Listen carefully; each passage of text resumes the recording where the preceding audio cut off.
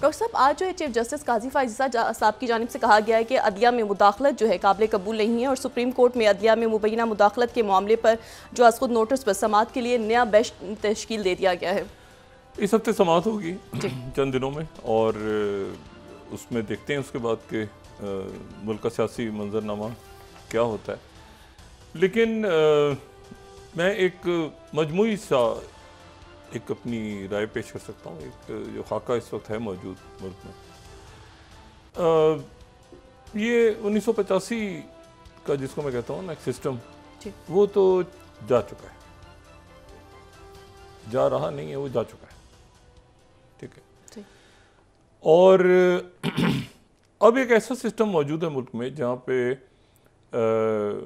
जो 1985 या उससे पहले की जो सियासी जमातें हैं वो कोई मतलब अपने रंग रूप में मौजूद नहीं है किसी भी किस्म की। वो जो उनकी कुव्वत या साख थी वो एक वक्त और हालात के लिहाज से कि भाई सुर्ख है, सब्ज़ है, सब्ज़ है की दुनिया थी, अमेरिका और रशिया के दरमियान, सोवियत यूनियन के दरमियान, उसी में फिर पार्टीज़ ने जन्म लिया था।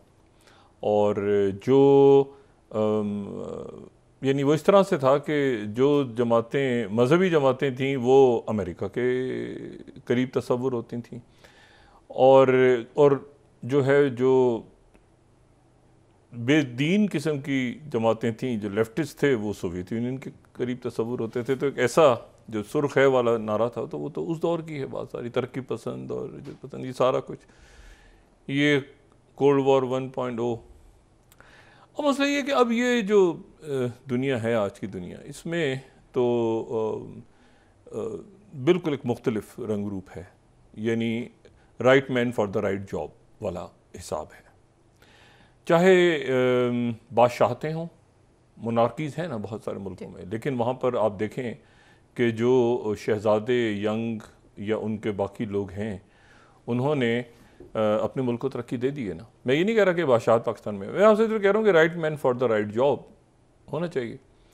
सियासी जमातों के अंदर भी ऐसे ही होना चाहिए आइडियली, कि एक आप देखें ना, जैसे अमेरिका में है, तो अमेरिका में जो सेक्रेटरी स्टेट है तो उनका एक पूरा बैकग्राउंड होगा, एक डिफेंस सेक्रेटरी है तो उनका पूरा बैकग्राउंड होगा डिफेंस का। हर मुल्क में ऐसे ही होता है। जो तरक्की याफ्ता ममालिक हैं उनमें right man for the right job है। और जमातों के अंदर एक मईशत का ज़बरदस्त आदमी होना चाहिए या एक टीम होनी चाहिए। सियासी जमातों में एक खारजा अमूर के ऊपर, जैसे एक ज़माने में था, वो था, पीपल्स पार्टी में भी था, ये जमात इस्लामी में था, ये मुस्लिम लीग नवाज़ में इस तरह के ग्रुप्स होते थे, एक थॉट प्रोसेस होता था पूरा। लेकिन यह है कि उसके बाद तो सारा तितर बितर हो गया, कोई इधर गया, कोई उधर गया, कोई लोटा बन गया, कोई बिक गया, कोई खुद चला गया, जो भी तो ख़त्म हो गया सारा, वो सारा सिस्टम कोलैप्स हो गया। और उसमें जो है वो देखिए ना, अब जैसे ये पार्लियामेंट है तो नवाज शरीफ साहब की गवर्नमेंट है, नवाज शरीफ साहब नहीं है। अब जो मैंने आपसे उस दिन कहा था ना कि ये मैंने कहा ना, ये बिल्कुल मैं फर्जी सी एक पिक्चर आपको ड्रॉ कर रहा हूँ, ये बिल्कुल ये नहीं कि ऐसा होने जा रहा है, लेकिन एक मुमकिनात होते हैं ना, मुमकिनात। अगर आप एक इसका अगर ये सिस्टम ऊपर नीचे होता है तो बैकअप प्लान क्या है? जैसे खान साहब की गवर्नमेंट गई तो बैकअप प्लान नहीं था ना उसका, लेकिन फिर बन गया ना अंदर से, जैसे तैसे करके पीडीएम निकल के आ गई उसी पार्लियामेंट के। तो इस असेंबली में तो बैकअप प्लान सर पे तैयार खड़ा है। बैकअप प्लान ये कि 4, 5, 45, 47 ऊपर नीचे हो जाए और पीटीआई की हुकूमत बन जाए माइनस इमरान खान, और 9 मई के लोग तो सारे जेलों में, और बाकी असेंबली के अंदर एक गवर्नमेंट बन जाए और ये वो सारे ऑपोजिशन बैठे हुए, ये उधर कुछ उधर इत्तेहादी चले जाएं, थोड़े से तो वोट ऊपर नीचे हैं। तो मैंने कहा ना आपसे कि और इधर नवाज शरीफ नहीं है, उधर इमरान खान नहीं है, और वो भी कह रहे हैं कि भाई रिहा किया जाए, ये किया जाए, वो नारे लग रहे हैं, वो लगते रहे। अदालतें, फैसला तो अदालतों ने करना है ना। तो मैं उस दिन भी कहा था ना, there is always a plan B. कोई भी नागुज़ीर नहीं होता, ना कोई शख्स रियासत की बात होती, मुल्क की बात होती। परफॉर्म करेंगे तो करेंगे, नहीं करेंगे। आज आपने देखा जो चीफ जस्टिस फायज ईसा साहब कराची में उनका जो क़याम रहा है 2-3 दिन का, मेरा ख्याल है कल भी शायद है, मुझे नहीं पता, लेकिन बहरहाल अभी जो तो समातें हुई हैं उसके फैसले अब क्या आते हैं, क्या सिलसिला, लेकिन जो उनके रिमार्क्स आते रहे दरमियान में, कराची से उनके ताल्लुक़ है तो कुछ थोड़ा बहुत हमारा भी ताल्लुक़ कराची से रहा है। तो मैं जब उन्होंने ईरानी होटल और ये सारा तस्करा कर रहे थे पुरानी बिल्डिंग्स का, और कराची कैसा, कराची की सड़कें धुला करती थी, पानी से धुला करती थी, गटर के पानी से नहीं, साफ पानी से धुला करती थी। और कराची जो है वो उसका जो सत्यानाश सवा सत्यानाश हुआ है पिछले, और ये कराची की बात नहीं हो रही, मुल्क सारे मुल्क में ही आप अगर देखें ये तुजावजात और ये इसके ऊपर बात की है ना फ़ाइज़ साहब ने। तो मैं उनके ये सुन रहा था, उनके जो रिमार्क्स हैं, अब ज़ाहिर अदालत में जो तो, लेकिन रिमार्क्स जो हमारे पास आ रहे थे, आप ज़रा जाएं ये सड़कों के ऊपर कराची में यानी गाड़ी गुजरने की जगह इतना मसला हो गया है, और उसमें यानी गवर्नेंस नाम की कोई चीज़ नहीं है।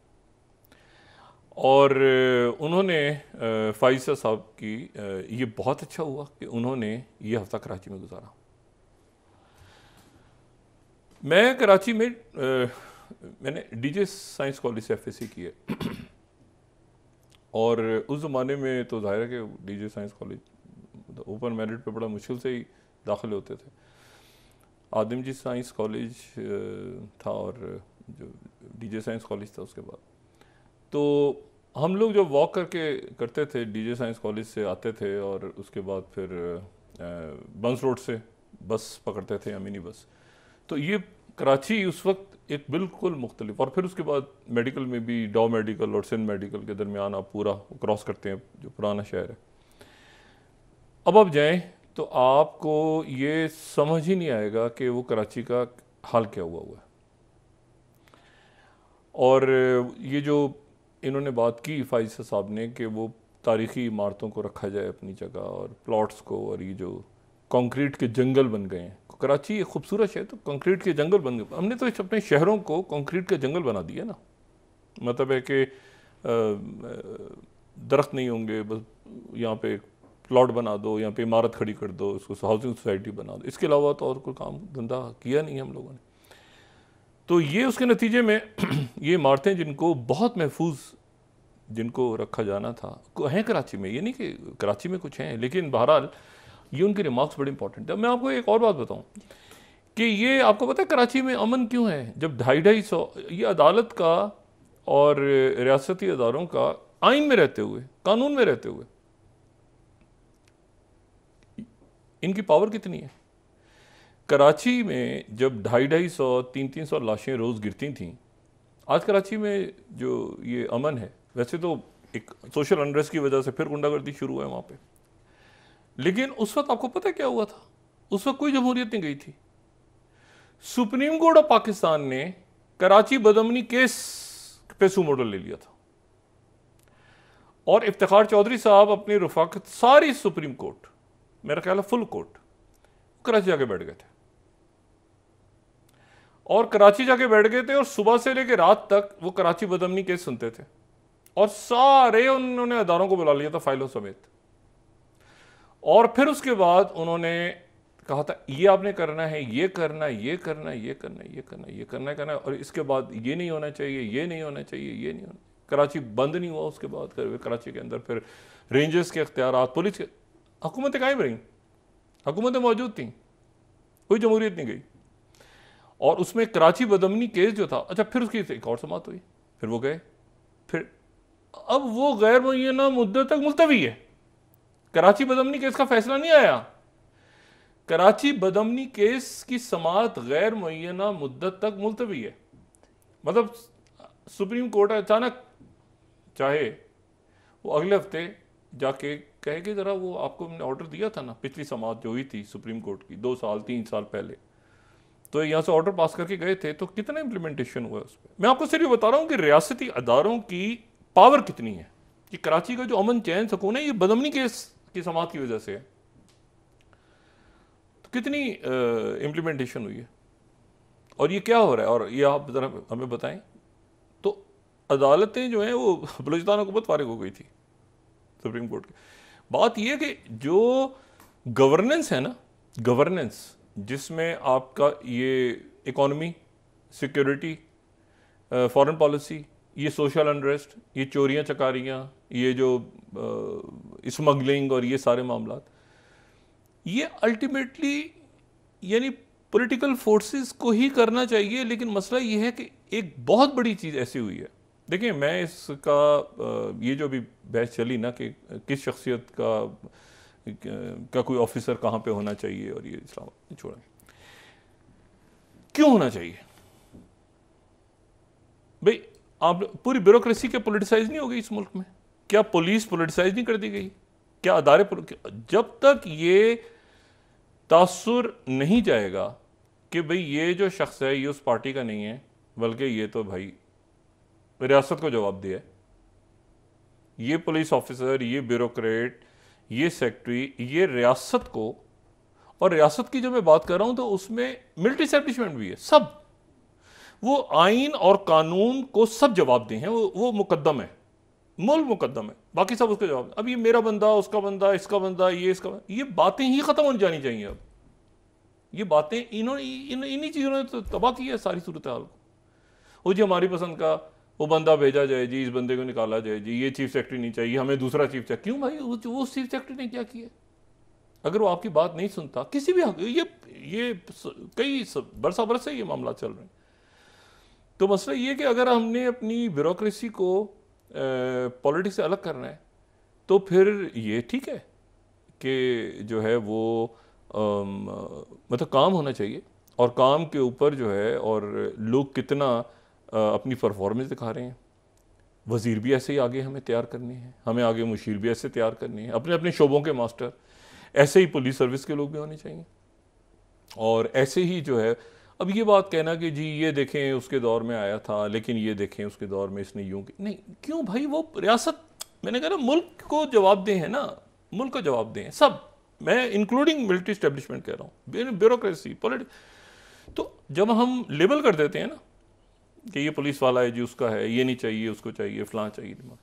अब आप देखें ना, कराची बदअमनी केस के ऊपर जो इम्प्लीमेंटेशन हुई थी तो हुकूमत मौजूद थी, हुकूमतें सारी मौजूद थी, लेकिन उसमें हुआ सारा, और कराची उसके बाद बंद नहीं हुआ, और पाकिस्तान भी अल्लाह ना करे उसके बाद कभी बंद हुआ। शाहराहों पे मुजाहरे और ये अपनी जगह, लेकिन होता है ना मुल्क जैम को नहीं, सवाल ही पता नहीं कैसे, क्यों। तो इशू ये है कि ये सिस्टम जो है ना, ये पॉलिटिकल, ये जो फिर वही मैं शायद खान अब्बासी साहब की बात दोबारा लेकर आता हूँ, या अशरफ साहब भी इवन कहते हैं कि हमें बैठना होगा और मुआहिदा करना होगा दोबारा कि रियासत कैसे चलनी है, हमें फैसला करना। ये हर तरफ से ये आवाज़ आती है। बुनियादी बात वही है कि वो कॉन्स्टिट्यूशन 73 वाले का इतना एक तो वो जो हालात थे, ठीक है, उसमें वो बना, फिर उसका इतना सत्यानाश हुआ कि उसमें यही नहीं आज तक तय हो सका कि इलेक्शन कौन करवाएगा। मतलब आखिर में फड्डा ये पड़ा हुआ था कि सदर करवाएंगे इलेक्शन या करवाएंगे इलेक्शन कमीशन, और आखिर में सुप्रीम कोर्ट ने फैसला किया। मतलब इस, देखिए मैंने आपसे कहा ना कि वो एक अजीब सा वो सिस्टम है, वो जा चुका है असल में, वो चल रहा है, नहीं चल रहा, उसको दूसरी शेप में आ जाएगा, किसी शेप में होगा। असल बात ये है कि आपकी इकॉनमी, आपका सोशल अनरेस्ट नहीं पैदा होना चाहिए, आपके सिक्योरिटी क्राइसिस नहीं, लोग, तालीम, सेहत, ये इश्यूज है ना। बाकी तो एक ऐसे ही है ना सिलसिला, और वो उसमें अकाउंटेबिलिटी मस्ट है। और चीफ जस्टिस साहब की अब नज़र पड़ी है कराची की तजावुज़ात पे, देखें वो मामला कहाँ जाते हैं आगे। लेकिन मैं सिर्फ सिंपली कह रहा हूँ कि वो नागुज़ीर नहीं होना चाहिए किसी को भी, हमें तो भी मुल्क चल रहा है, उन्हें नहीं चल रहा। तो ये अब आपस में बैठें।